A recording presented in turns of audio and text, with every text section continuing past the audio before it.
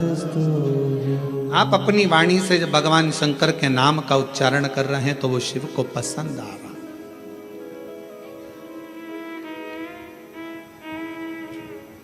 ओम नमः शिवाय का मतलब क्या होता है? शिव जी को मैं प्रणाम कर रहा हूं। श्री शिवाय नमस्तुभ्यम का मतलब क्या होता है? शिव जी को मैं प्रणाम कर रहा हूं। नमः शिवाय का मतलब भी शिव जी को प्रणाम है और श्री शिवाय नमस्तुभ्यम का मतलब भी शिव जी को प्रणाम।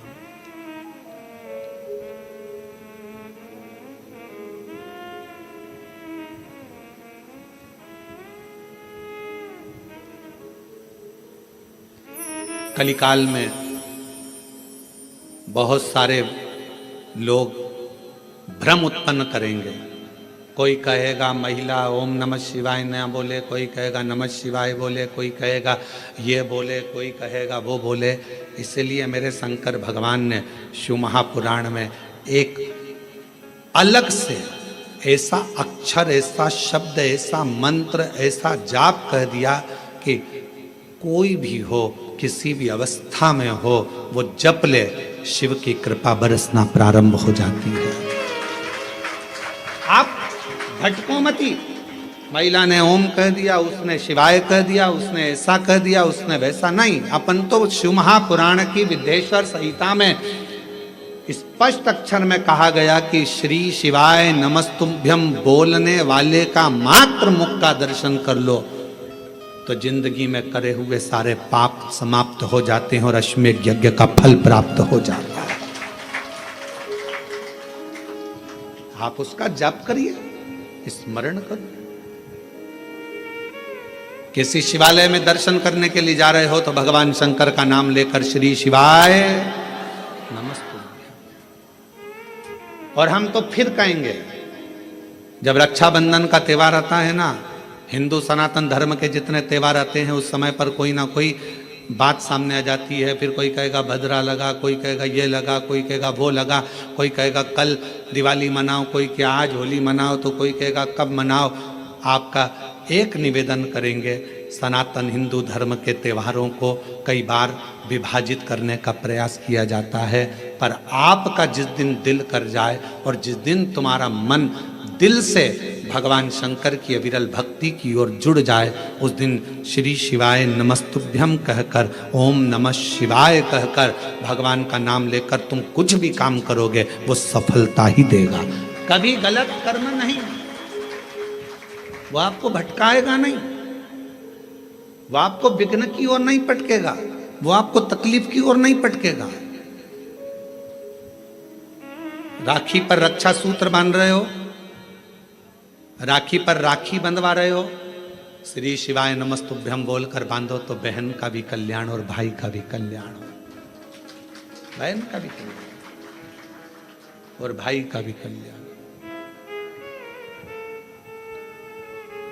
शिव नाम की आराधना से, भगवान शंकर के नाम की आराधना से, शिव तत्व की आराधना से, और शिव नाम में कितना बल है, भगवान शंकर के नाम में कितना बल है। कोई पूछे देवऋषि नारद जी की बहन से, देवऋषि नारद जी के भांजे से। देवऋषि नारद जी की बहन का नाम था ऋषिका। जम के बोलो, क्या नाम था? ऋषिका। और भांजे का नाम था पर्वत मुनि।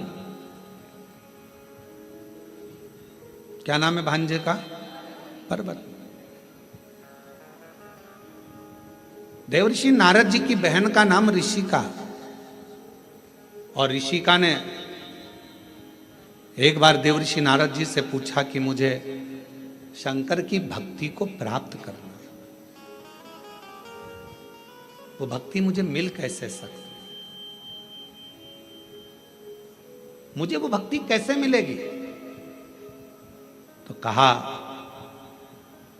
कोई शंकर के मंदिर में जा रहा हो, शिव महापुराण की कथा सुनने के लिए जा रहा हो, शिव का नाम लेने के लिए जा रहा हो, शंकर की भक्ति को कोई धारण कर रहा हो, और कोई शिव में अपना दिल, अपना मन, अपना श्रवण, अपनी इंद्रियां शंकर भगवान में लगाया हुआ हो, यदि उसका मुख तुमने मात्र झूठा करा दिया तो शंकर की भक्ति का फल तुम्हें अधिक से अधिक प्राप्त हो सकता।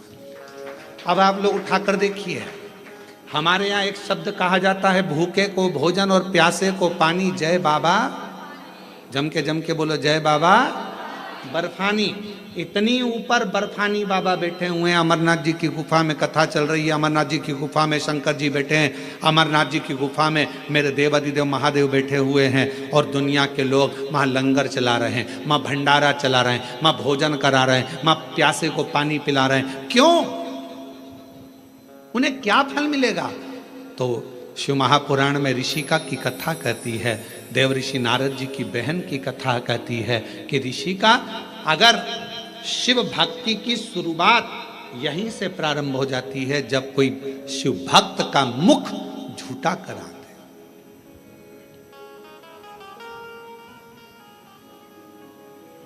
कितनी पानी की बोतल लेकर चलना चाहिए? 2। एक किसके लिए? अपने लिए, और एक अड़ोसन पड़ोसन पीछे वाली धड़ोसन के लिए। क्योंकि अपन किसी को कुछ नहीं दे सकते, तो अपने घर से लाया हुआ पानी भी अगर उसे पिला देते हैं तो उसका मुख झूठा कराने पर उसका फल हमको प्राप्त हो जाता है, पुण्य फल हमें मिलता है। ये पुण्यता है।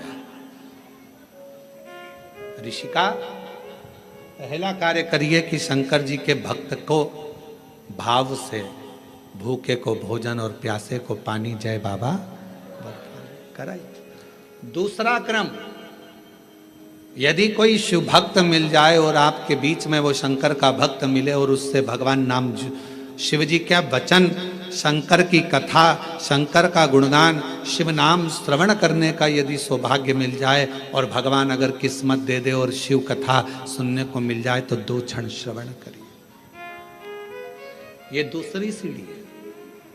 और ऋषि का तीसरी सीढ़ी है, अगर कभी मौका लग जाए, शिवालय में कोई ना हो, पूरा शिवालय खाली हो, शंकर भगवान अकेले एकांतेश्वर महादेव बैठे हों, उस समय पर पहुंचकर उसके सामने भगवान शंकर के मंत्र का उच्चारण करना प्रारंभ करा जाए। नमः शिवाय, ओम नमः शिवाय, नमः शिवाय, ओम नमः शिवाय, नमः शिवाय, ओम नमः शिवाय, नमः शिवाय, ओम नमः शिवाय। शिव जी एकांत में बैठे हो। पर शिव महापुराण की कथा जब से चालू हुई है टीवी पर, अब तो मुश्किल है कि कहीं शंकर जी एकांत में मिले, क्योंकि शंकर भगवान भी एकांत में होंगे तो वो भी व्यस्त होंगे। बहुत मुश्किल है। बोलो जी सही बात है कि गलत है? अच्छा, तुम लोग ढूंढती होगी एकांतेश्वर महादेव, कभी तो ढूंढने गई होगी। एकांत में मिलना शंकर भगवान भी बड़ा मुश्किल है। हाँ, कहीं अगर जा रहे हो दूर और बीच रोड पर कहीं पर शांति में मिल जाए तो बात दूसरी। बाकी के अपने कोरबा में हमने पूछा, यहाँ पर गाड़ी वालों से हमको जो लेकर आते हैं, हमने कहा भैया यहाँ कहीं शंकर जी हैं, एकांत में कहीं बैठे हों, बढ़िया चलें अपन दर्शन कर कर आ जाएं। और कोरबा में कोई प्राचीन शिवालय आदि जहाँ पहुंचकर बाबा की 1 लोटा जल सावन के महीने चढ़ जाए। तो वो कहे मैं पूछ के बताऊंगा। तो मैंने कहा ठीक है। एकांतेश्वर, हे ऋषिका, तीसरी सीढ़ी है शंकर भगवान के पास पहुंचने के लिए। पहली सीढ़ी है मुख झूठा कराना, दूसरे नंबर की सीढ़ी है भगवान का सत्संग श्रवण करना, तीसरे नंबर की सीढ़ी है एकांत में अगर कहीं शंकर का शिवलिंग मिल जाए उसकी आराधना करना, उसके सामने मंत्र का जाप करना। श्री शिवाय नमस्तु, श्री शिवाय नमस्तु, श्री शिवाय नमस्तु, श्री शिवाय नमस्तु। एकांत में अगर कहीं शंकर जी बैठे हों तो वहां पहुंचकर मंत्र का उच्चारण करना। ये शिव जी के पास पहुंचने की, सफलता की ओर बढ़ने की तीसरी सीढ़ी। चौथी सीढ़ी है शंकर के, भगवान शंकर के शिवालय की सफाई कर देना। शिवालय में जाकर वहां की साफ सफाई करना, चौथी सीढ़ी। और पांचवी सीढ़ी है, अगर बन सके तो शंकर भगवान पर किसी तालाब, सरोवर, बावड़ी, कुआं या अपने भवन से लाए हुए जल को शिव को समर्पित करना। फिर शिव जी अपनी करुणा बरसाना प्रारंभ कर देते। अब जो शिव महापुराण में 5 सीढ़ी देवऋषि नारद अपनी बहन ऋषिका को बता रहे हैं, अब ईमानदारी से बोलना रही मेरी जीजी हो जितनी बेटी हो, बाहर और अंदर, और जीजा उन जितने बैठे हैं वो भी बोलना, बेटा बेटी भी बोलना। शिव महापुराण में ये 5 चीज होती कि नहीं होती? होती है ना। मुख झूठा कराना, आप किसी ना किसी को टॉफी खिला देती हो, बिस्कुट खिला देती हो, पानी पिला देती हो, मुख झूठा कर। दूसरे नंबर पर भगवान की कथा कर तत्व श्रवण करती हो। तीसरा, हाँ, एकांतेश्वर महादेव नहीं मिल पाता, बस भीड़ इतनी रहती है तो मां एकांत कहां मिले।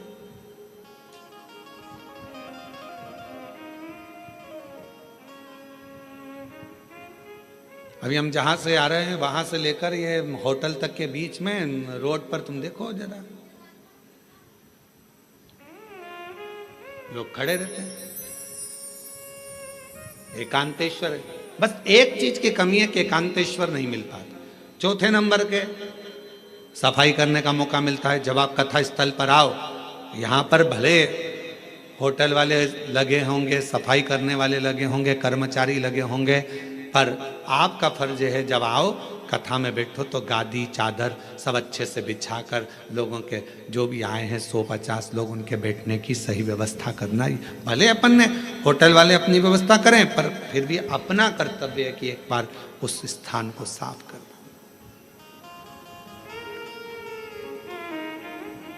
पांचवें नंबर पर है शिव मंदिर में जाकर एक लोटा जल चढ़ा। ये 5 सीढ़ियां देवऋषि नारद ऋषिका को कह रहे हैं। ऋषिका, ये 5 सीढ़ियों पर जो चढ़ता है और ये 5 सीढ़ियां चढ़कर जो आगे बढ़ जाता है, फिर वो जगत में कभी भटकता नहीं है। वो शिव का होकर शंकर के धाम का अग्रणता प्राप्त कर लेता। बोल बम का नारा है, शिव शिव है। और मैंने तेरे ही भरोसे बाबा, तेरे ही भरोसे हवा बिच उड़ती जावांगी बाबा, डोर हल्तो छड़ी नाम कटी जावांगी। भोले मैं तेरी भगत, शंभो मैं तेरी भगत, हवा बिच उड़ती जावांगी बाबा, डोर हल्तो छड़ी नाम कटी जावांगी। भोले मैं तेरी भगत, शंभो मैं तेरी भगत। 5 सीढ़ियां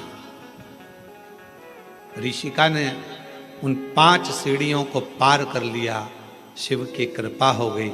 ऋषिका ने अपने पुत्र पर्वत मुनि को भी समझाया कि शिव की भक्ति के बिना सब सूना, सब सूना।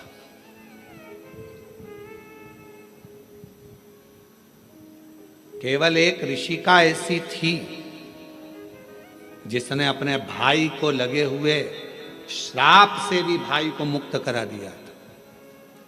देवऋषि नारद को दक्ष प्रजापति का श्राप लगा था कि तुम एक जगह नहीं टिक सकते।